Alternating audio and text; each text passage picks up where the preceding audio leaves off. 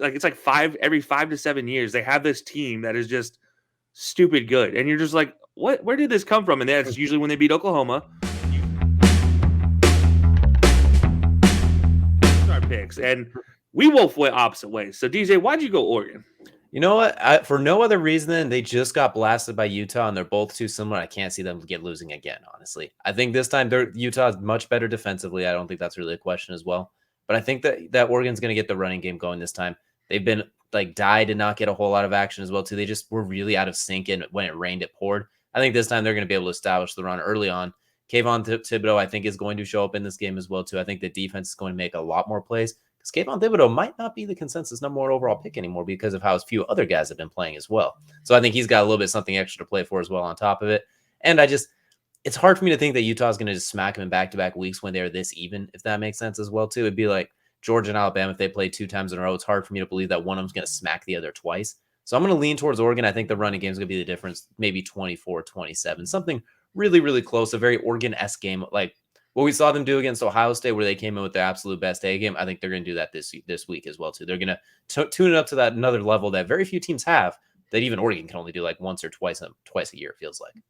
Yeah, like I like the reasoning for Oregon. It's tough to beat a team back to back, basically, in college football. But we have a couple games that are kind of going to be telling on that line. But for me, I look at Utah as defensively. I love what they do defensively. Offensively, there's some struggles here and there. Like, I can't lie about it. There's struggles here and there, but they're a growing offense. They're a building offense on what they are, and they've been through so much over the last year. Why not cap it off with a Pac-12 championship to go along with it? I have to wait and see. But here's what our picks are, and we're split again. DJ, you went Baylor. I went Oklahoma State. And I mean, reasoning behind Baylor, DJ? I think I pretty much already outlined it. It's a really short list. That defense was absolutely phenomenal. Their coaching was absolutely great. And their ability to run the ball, especially when they get the quarterback involved too. And they have such an outstanding running game. The scheming they do, and then defensively, the creativity. I think there's a really well-coached team. I think if they just had a little bit more oomph to them, I would like them more in that playoff hunt, if that makes sense. Like, if they beat this Oklahoma State team, I don't think they're going to jump into the playoffs personally. Just like if Oklahoma State wins, it's going to be a lot of dominoes falling to get them in there. I think both teams are just missing that little extra something, like an extra playmaker, an extra bigger signature win, or a more dominant signature win, something along those lines. But I like Baylor's defense. I think they're going to come in here and they're going to wreak bedlam, if you will. It's going to cause bedlam in the backfield for Oklahoma State. I think it's going to be a fun game. I think the difference is going to be that run game and defense once again for Baylor, which sounds similar to the Utah-Oregon game. Right, I like it. But, Oklahoma State to me is always that team. Like I said, they have the worst competitive rivalry in the world with Oklahoma. It is honestly, the records are just appalling in that game. But they always, it's like every 5 to 7 years, they have this team that is just stupid good. And you're just like, where did this come from? And that's usually when they beat Oklahoma, usually when they finish in the top 10 in the it was the BCS at the time, the last time they did it. And so here they are again. Oklahoma State's finally like a good team again. And they're like, okay, well, here we go. And to me, I think that this one, I think if they win, and they win emphatically, and then let's say Alabama loses by 20, and maybe even Cincinnati loses, I think that guarantees them a spot, especially if Cincinnati loses somehow, which, by the way, we're not going to be talking about. They play Houston, but they're not a Power 5 team, so we didn't put them in here. I'm sorry. Like, everything we've talked about with the playoff, just leaving them out because they're not a Power 5, we're not even going to talk about them because they're not a Power 5. Whoops. But, it is what it is. Yeah, we'll see. Let's see. You say that. Is that what your prediction backs up, though? And that it is. It looks like we are both on the Georgia train. So you think Georgia will still find a way to get down, despite all the nice things you just said about the Roll Tide? Yeah, look, I have a couple Georgia shirts that I preferred. I wish were, not mine.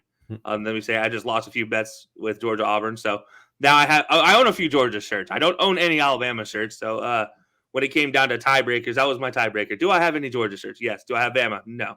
So here we are. But no, this is this Georgia team is scary. Whether it's Barrett, whether it's anybody else, honestly, their offense just runs. They just run the ball. Talk about our team that can run the ball. This team is scary running the ball. And don't sleep on Stetson Bennett throwing the ball over top of people. I think Stetson Bennett could be an X factor in this game because Georgia can literally run a 2-quarterback system almost however they want. JT Daniels could come in and sling it pretty well. Stetson Bennett could come in and whatever Stetson Bennett does, the mobility, it doesn't always look like it's supposed to, but he always finds a way to move the ball with his legs. He can throw it over the top, as you mentioned. They're 4 deep at running back, 4 guys that could reasonably be playing at the next level, including Dalvin Cook's younger brother among those, Zamir White. Like, they got a squad. They block really well. The receivers, not quite as name value as we're used to in recent years. Like, there's no Chris Godwin or anything quite like that, but they still got players out there. And on top of that, that defense, Alabama's offense last year we talked about was arguably one of the top 2 or 3 college offenses we've ever seen, led by Mac Jones, Devontae Smith, Najee Harrison squad. This defense is on par with that, if not a little bit better, what they've been able to do to people too. And as we take a look as the picks are in, and I think we're going in the same direction. We're both leaning towards Pittsburgh. I love Sam Hartman as well. I think he's on your really way too early next season Heisman watch as well too. I think if we had to start projecting ahead, he's going to be in that conversation. Kenny Pickett, I don't think is winning the Heisman this year, but spoiler alert for the draft that we're working on too. He's currently one of my top 2 quarterbacks as well too. I think he's a sensational player the way he's transformed his game, and I think this is going to be his signing off, if you will, too. This will be his Mamba out as well, too, from college. He's going to go out there, and I think he's going to put on a show. I think he could easily go for 4 touchdowns and maybe 300 yards. So I look for Kenny Pickett to go out there, and I will duel Hardman, and Hardman will have his time guaranteed, but it's hard for me to pick against Pittsburgh in this game, especially when I know Kenny Pickett's going to come out there on his A game. Kenny Pickett just feels like he is that dude. If he's on his game, Pitt seems like unstoppable offensively. Now, defensively is a whole nother story, which is a good thing they're playing Wake Forest in the ACC because they don't have to deal with a whole lot of defense elsewhere. This is like the Pac-12 of old. Like, it's all offense, no defense, all gas, no breaks. I think Michigan's going to walk away with this in a 28-10 type of game. Iowa just can't score. Michigan's limited offensively, but they still somehow find ways in the end zone. Like, even against like Michigan State and the other teams, like even when they struggled, they found their way across the goal line, and then they blew out the teams they were supposed to. Iowa, they're kind of a mess. They overachieved early and then sputtered late. So I look for Michigan. They easily know what's on the line here, and they take full advantage of this. Yeah, I completely see this game going one of 2 ways. It's either going to be a 21-7 Michigan win, or it's going to be like a 47-3 Michigan blowout. Like, that's the 2 ways I see this going, and I still think both ways it's going to be more defensive scoring than it's going to be offensive scoring.